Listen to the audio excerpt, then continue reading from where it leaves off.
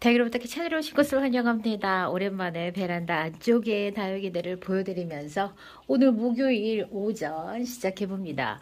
영상이 송출되는 시간은 정오에 제가 항상 송출을 하려고 애를 쓰는데요. 촬영은 제가 아침 루틴에 따라서 오전 시간에 촬영을 한답니다. 댓글을 보니까 거리대는 그냥 놔두고 다육이만 철수하려고 했는데요 라고 하는 댓글들이 있었어요.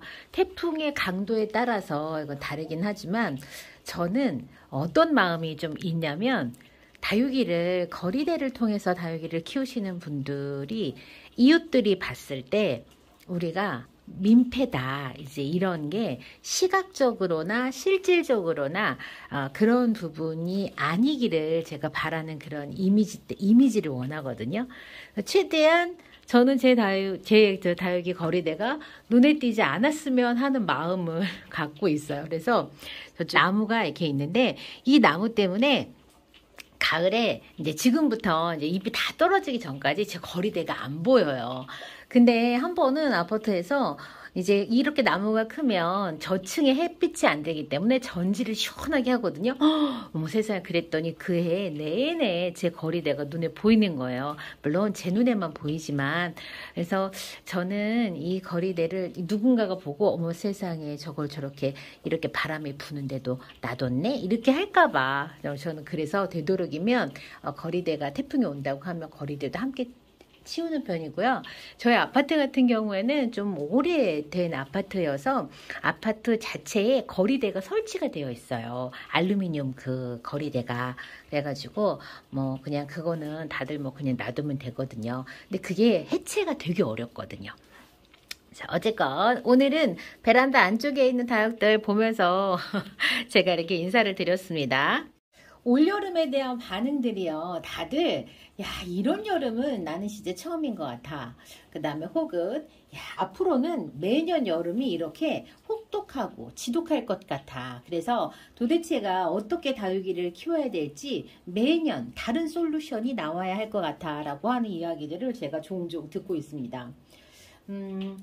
다육이를요 20년씩 30년씩 키우셨던 분들도 진짜 너무 날씨가 너무 지독하고 고약하다 이제 이러신 분들이 되게 많더라고요. 그래가지고 저는 지금 이제 겨우 5년차 다육이를 키우는 다육맘이기는 하지만 진짜 그런가?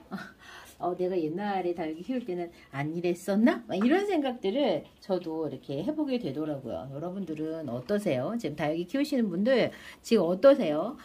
저는 그래서 진짜로 내가 이렇게 정말 이게 분위기가 이렇게 묘하고 이렇게 그런 건지 아니면은 그냥 매년 같은데 자꾸 잊어버리고 이런 생각을 하는 건지 제가 잘 모르겠더라고요. 근데 저는 올해 제가 어떤 마음을 갖고 지금 이렇게 다육에서 올 여름을 보내고 있냐면 제가 이제 체중 감량 하면서 이렇게 운동도 하고 하잖아요. 그러니까는 제가 스스로가 일부러 운동도 하고 몸도 많이 움직이고 하다 보니까 저는 제 평생 태어나서 이렇게 더운 여름을 개인적으로 맞아본 적이 없어요.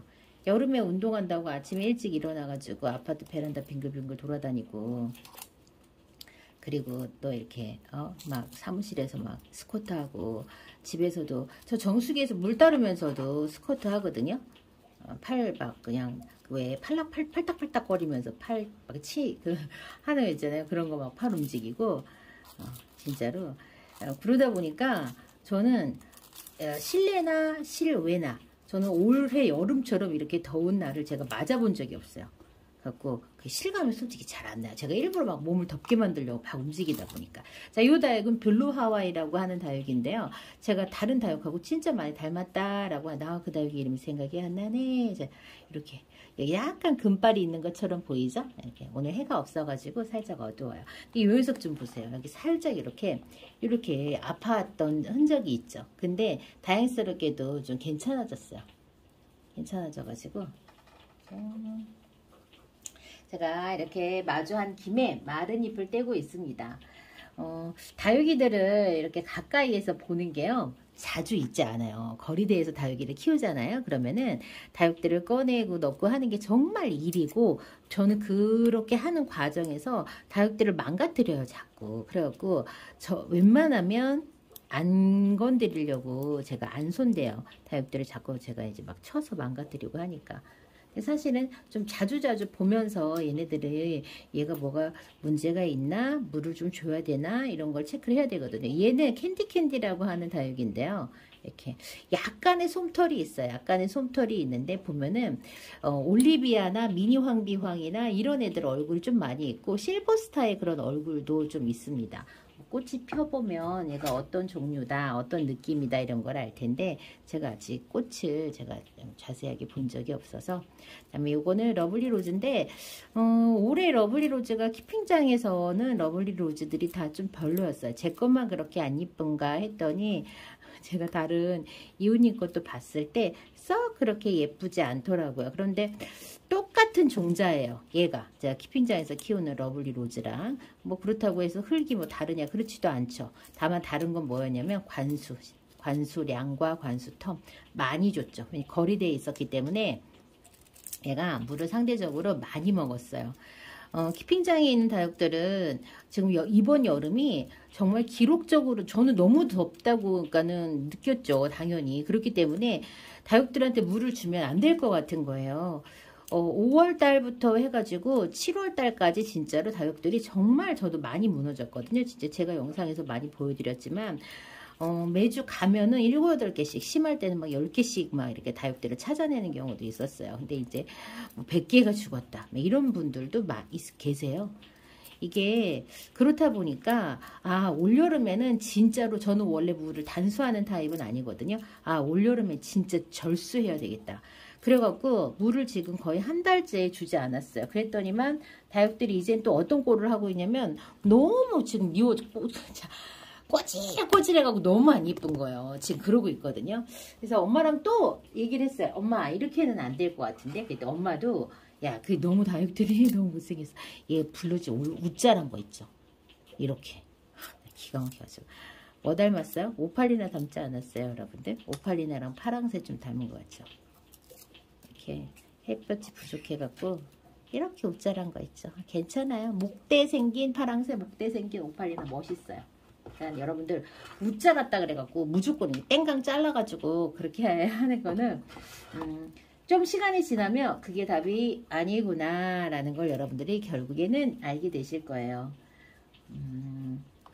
진짜 이 월금금인데 얘도 살짝 좀 진상기가 있더라고요.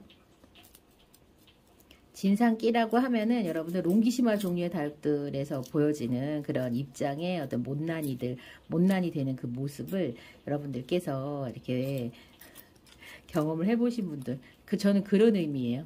이제 그런 느낌.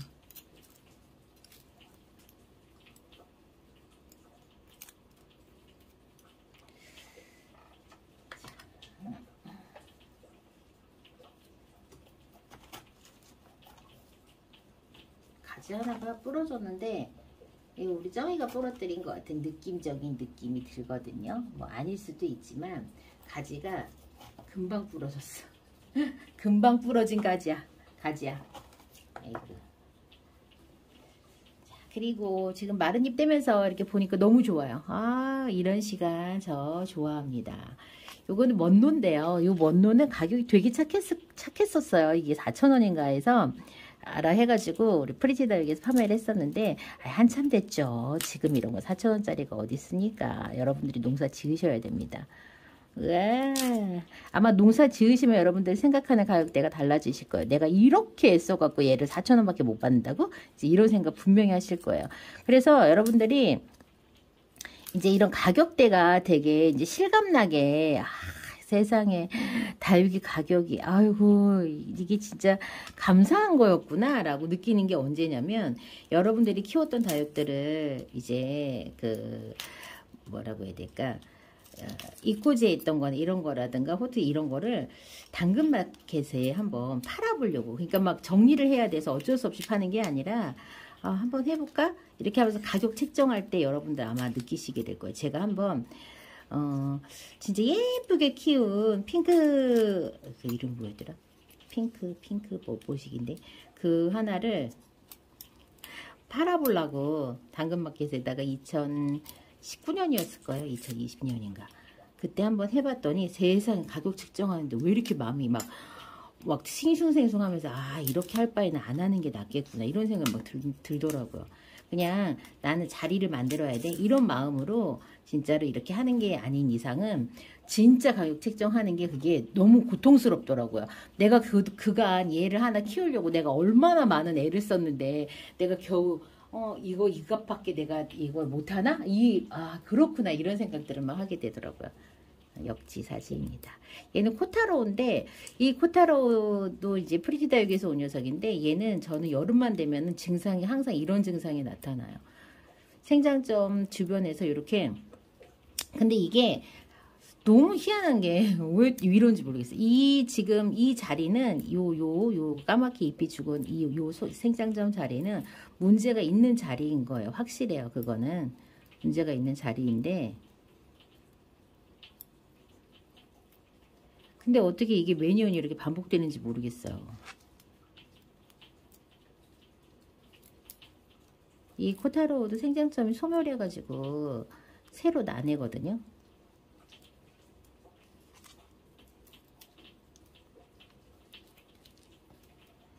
밖에서 오는 비를 하도 많이 맞아가지고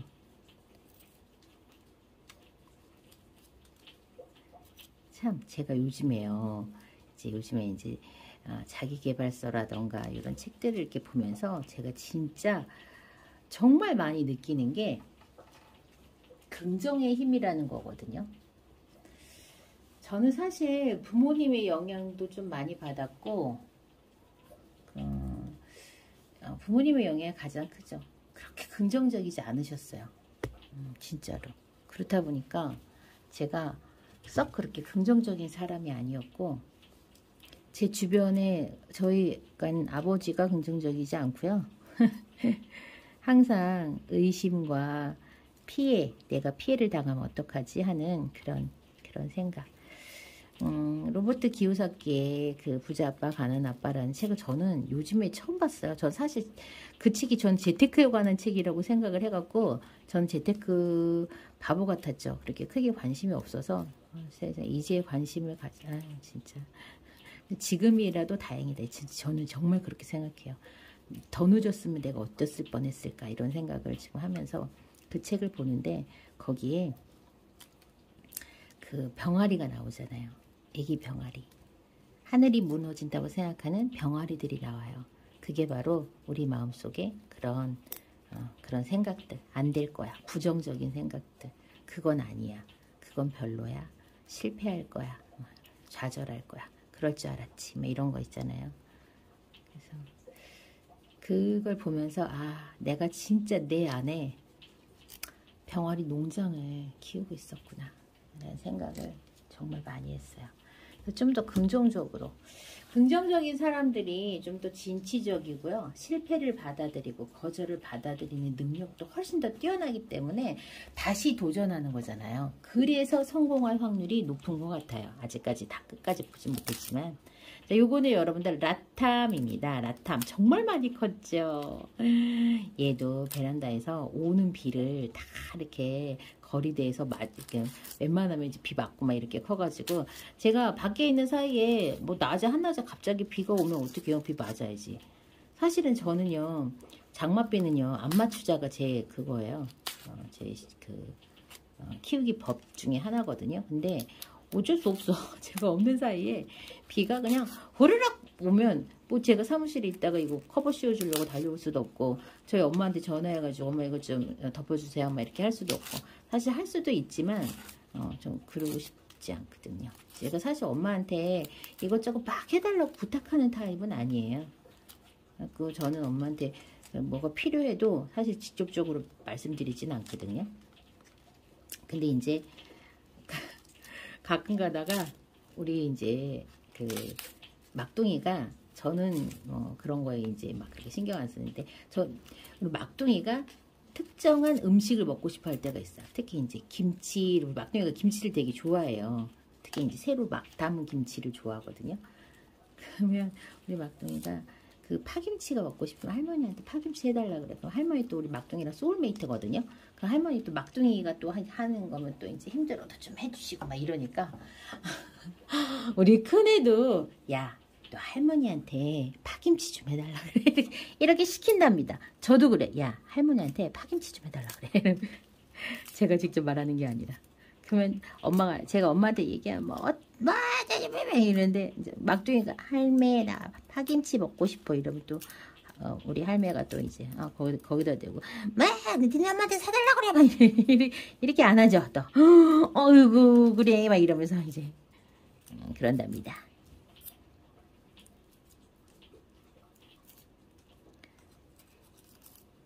마가렛이에요. 마가렛.